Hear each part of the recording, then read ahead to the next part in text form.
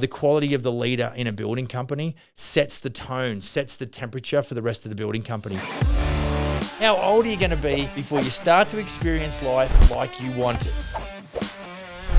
I want to tell you right now, whether you like it or not, there is a better way to do business. Hi everyone, welcome to the Business for Builders podcast. Welcome to you if you're in YouTube land. My name is Max. I'm the CEO of Smith & Sons Remodeling Experts here in Canada. Today, and on this episode, we're going to chat a little bit about handling clients and customers.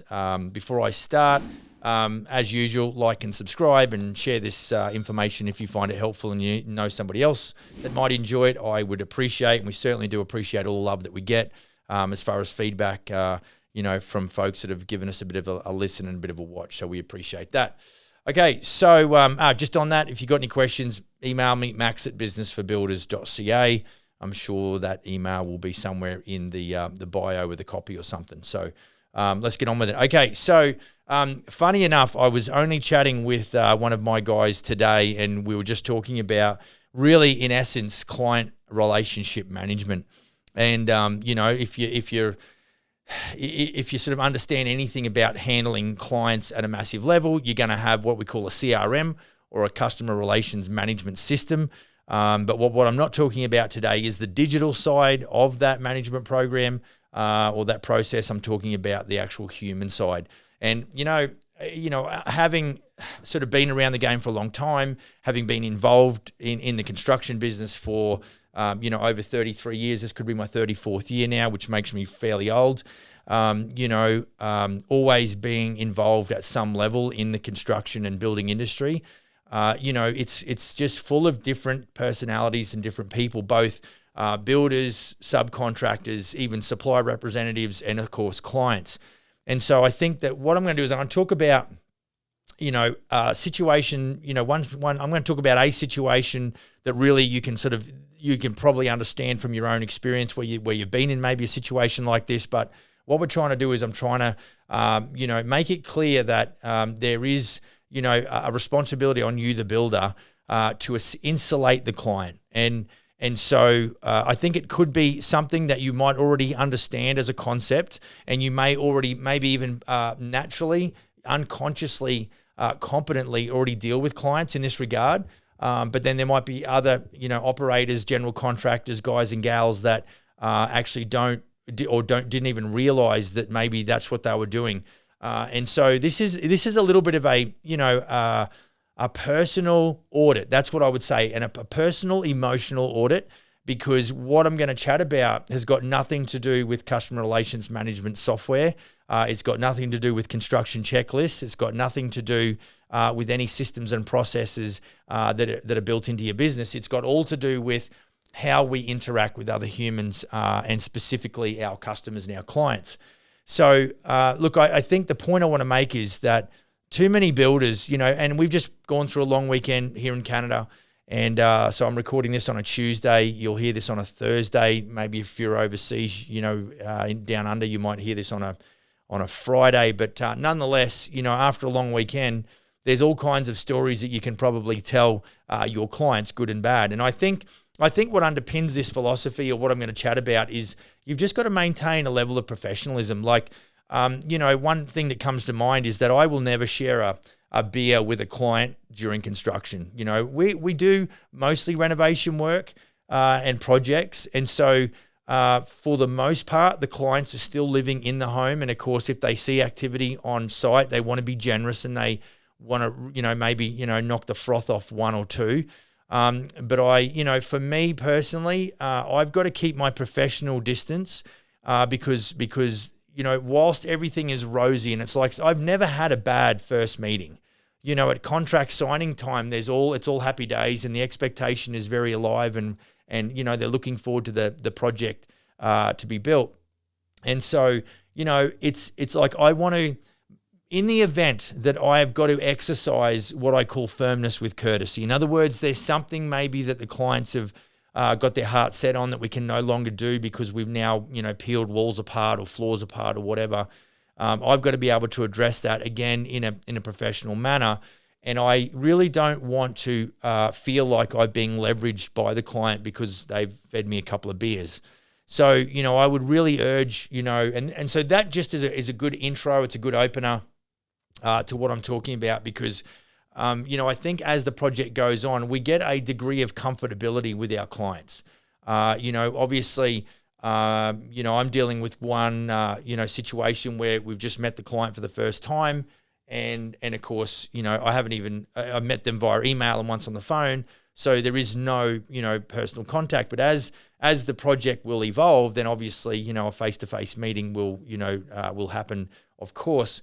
And so it is very kind of professional and we don't know each other. But as you get to know the client more and more and you decide to, go to a building contract with said client, what you'll find is that you'll develop some sort of low friction, hopefully happy relationship as far as that project's concerned, which is great, which is what I want for you is to be able to go from the start right through to the finish and, have a really good positive outcome because that I bang on about, getting video testimonials from clients. And unless they're, really happy with the way, you've treated them and the product you've delivered, then they're certainly not going to give you any daps or any pat on the back, on video, that's for sure. So, don't confuse. I don't want to be standoffish and unfriendly and non-personable. I'm just saying that you've got to know, where the cutoff is. And so a good illustration of, customer management might be that when you do come in after a weekend, I think when you get to the project and the client happens to be there, you don't want to start banging on about, how what you did on the weekend really. If they want to talk about what they did in the weekend, be friendly, acknowledge what they're saying and get on with it. But it's not storytelling time. So there's no massive reason why you've got to go into that. It's not building rapport. What's going to build rapport is you getting the job done. And so, we need to have two ears and one mouth and use them that way. But ultimately, we're not there because, you want to get the job done too. The flip side of that is, and this is why it's such a fine line, you certainly don't want to be conversational either. I just think what you need to do is be minimalistic in your, the sharing of your personal situation or what you might have done on the weekend. And that what that does is it maintains certainly a high level of professionalism in the eyes of the client, but they also understand that you are personable and you're friendly, but you're very professional in your approach. So that's sort of one, that's one area where I think as builders, and now all of this really it hinges off. And if you've ever heard that saying that big doors hang off small hinges, so. For this might be a very, small principle and you might think it's a pretty easy one to execute and you might even think you're doing it pretty well. But really what it does is it hinges off your own personal security. And so, which is fine when we're just covering off, chatting about the weekend. Most of us are fairly friendly, approachable type of guys and gals and we don't mind a chat. I used to be accused all the time of chatting too much on building sites and get my ass kicked because of it.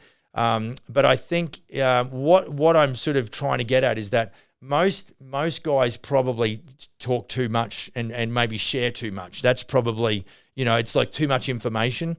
And then the second, the other part of this principle is that which is a fairly benign thing. And this is why I would say that your own personal security, in other words, your confidence in yourself to know who you are is really going to help you along this way. If you're busy trying to prove something to somebody else with maybe money you haven't got, to people who don't give a shit, you really, that's an indicator that you're not securing yourself. I mean, I drove a 20-year-old pickup truck here selling franchises until my business partner told me that it was embarrassing and I should upgrade my vehicle because I just had nothing to prove. I was really excited about the opportunity and the value it presents to general contractors.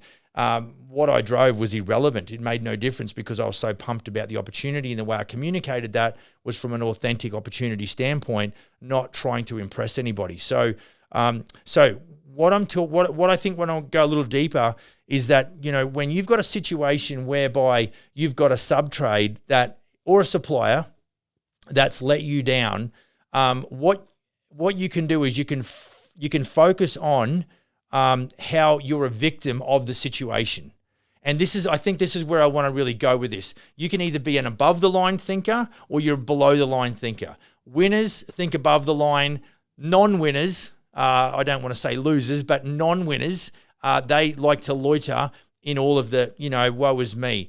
They'll be the ones always complaining that they can't get a parking spot close enough to the front door of the shopping center or whatever. Whereas when you've got some weight issues like I do, you kind of need an excuse to get your steps up. So, this is the proactive way of looking at things versus the reactive or the victim mindset. So, for me, it's all about taking that lemon and creating lemonade. We are going to face challenges.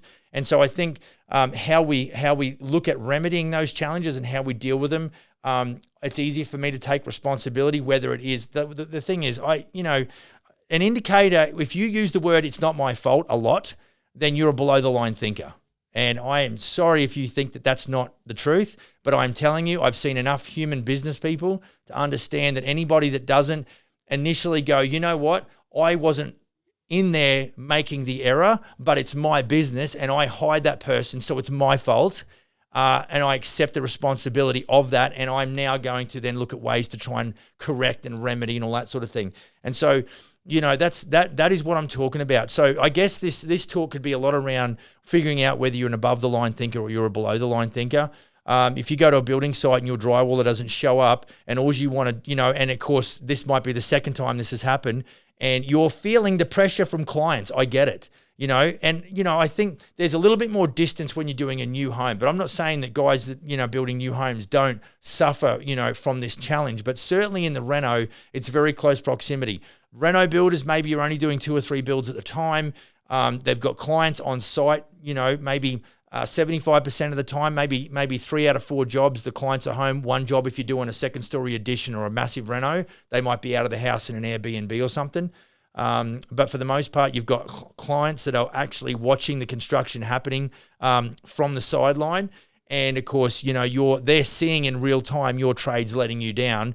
And if you are not secure in yourself and you are not proactive, then you're going to struggle with this pressure, which is going to blow you out of the building game eventually, because there's, how much can a koala bear? There's a good Aussie saying for you.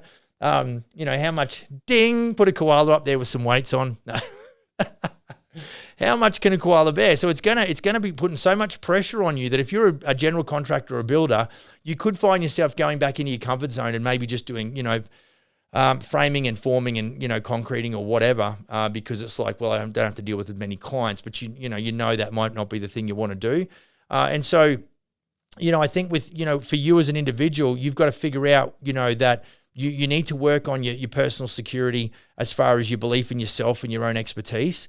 And then you've got to have that, you've got to embrace the fact that you're going to have people that are, doing things for you that you can't get to. I mean, even on one project, I can't do the total scope of work. In this office, I can't do the total scope of work. The size of the business is dictating that I need to have good humans in here helping me. So that's just, par for the course when people let you down, and inevitably they will. And there's nothing wrong with that. It's just like your expectation was that drywaller was going to show up and he did not. Now, like I started out the show saying that I was chatting with one of my general contractors. We watched this happen over the last probably 2 to 3 weeks, maybe a little longer, whereby my general contractor's positive outlook on what was happening, proactivity as opposed to reactivity.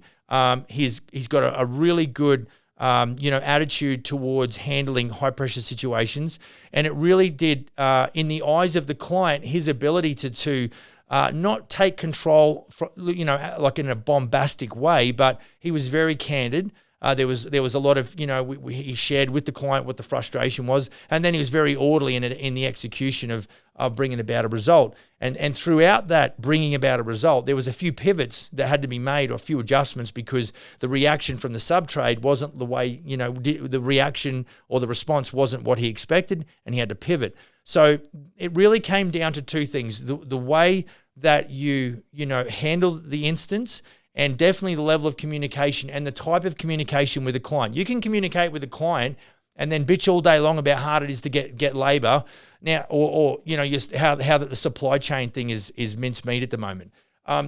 Join the club. Obviously, I've got business contacts in Australia. I do business here in Canada, and they're all banging on about the lack of available labor.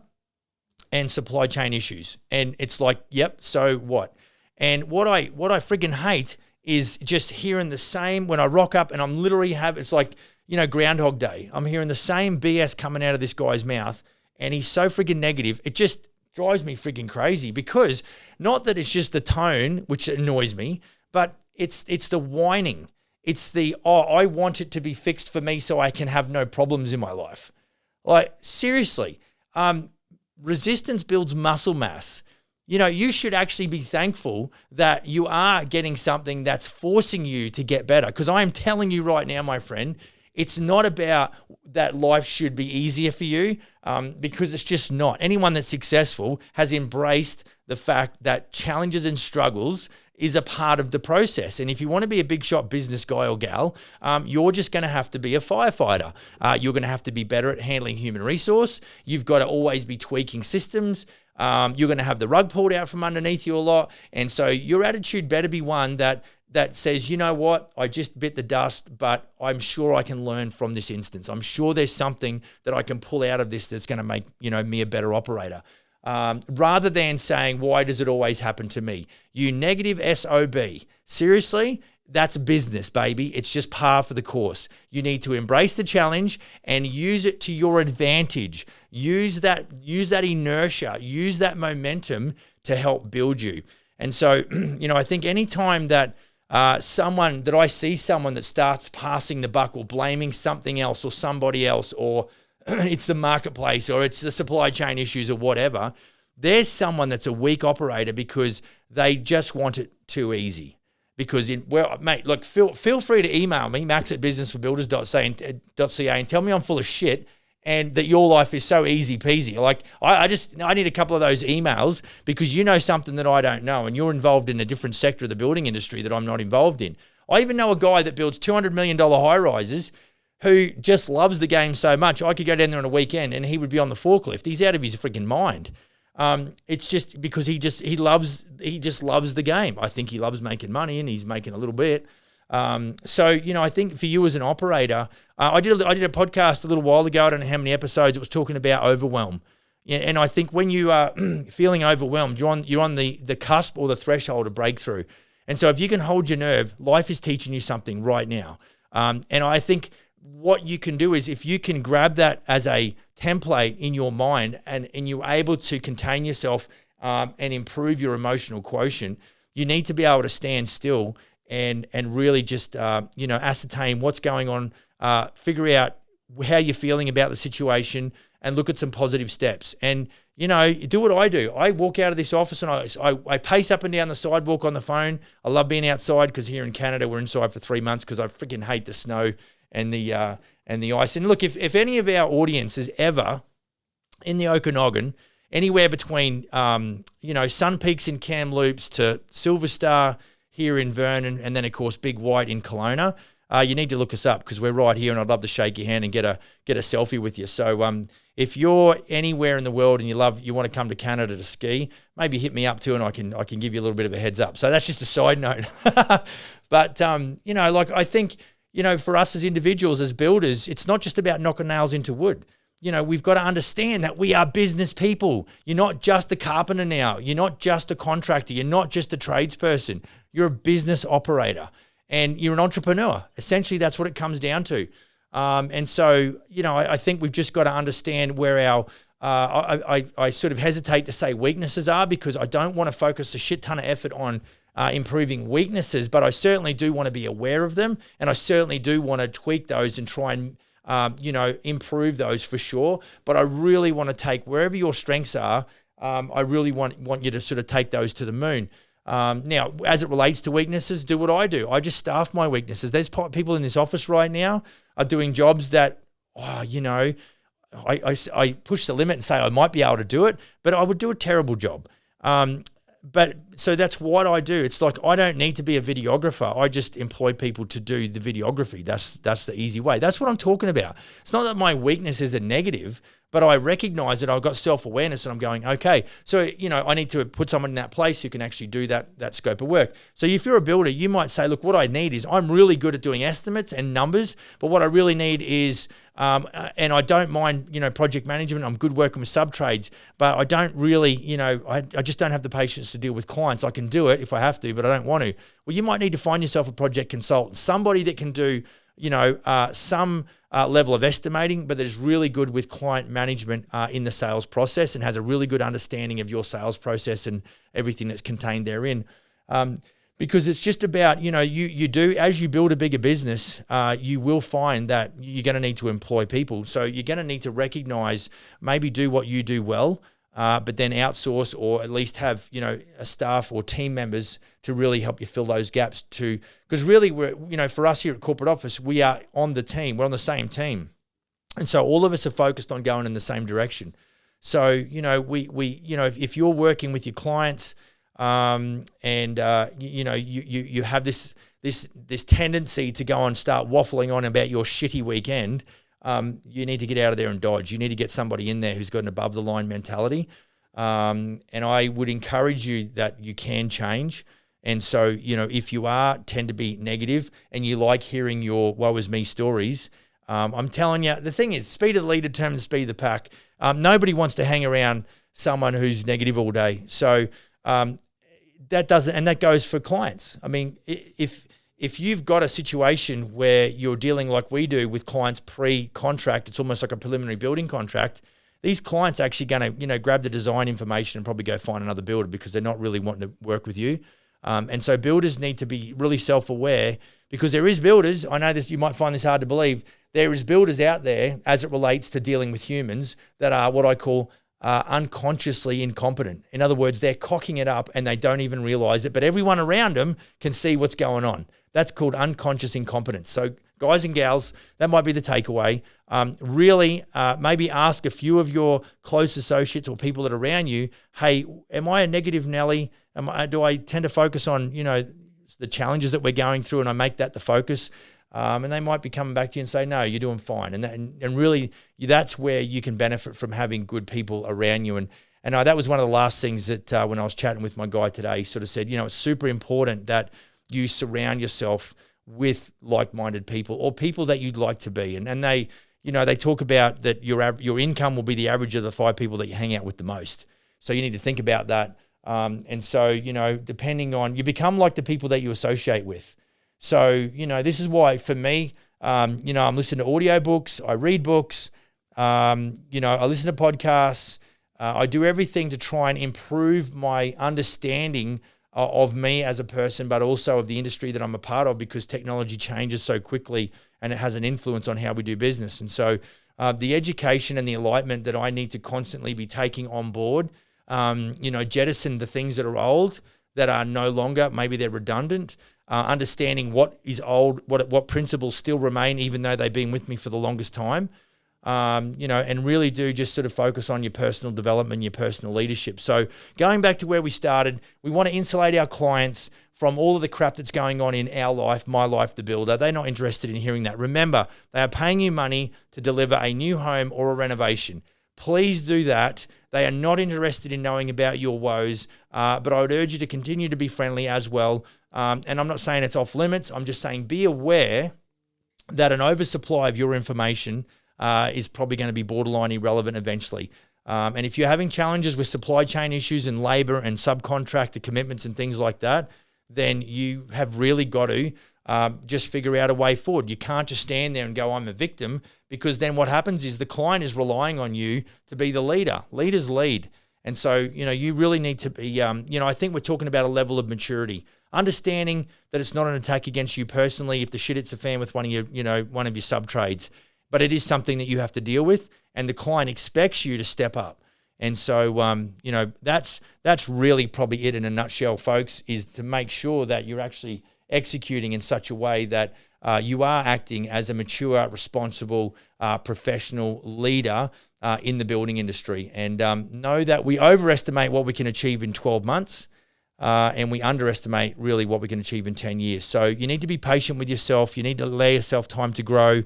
You need to find someone that you can really, I guess, converse with at some point and talk about, some of those challenges that you're having from a leadership standpoint within your business, because it makes a shit ton of difference. The quality of the leader in a building company sets the tone, sets the temperature for the rest of the building company. And you'll be amazed that as you improve, your business will improve. So, the more you learn, the more you earn. It's not a mystery. It's just part of the way to success, if that's what you want in your building company. I know you do. Look, email me, max@businessforbuilders.ca. Like and subscribe, all that wonderful stuff. I'll see you on the next episode. Go build a kick-ass business. See ya.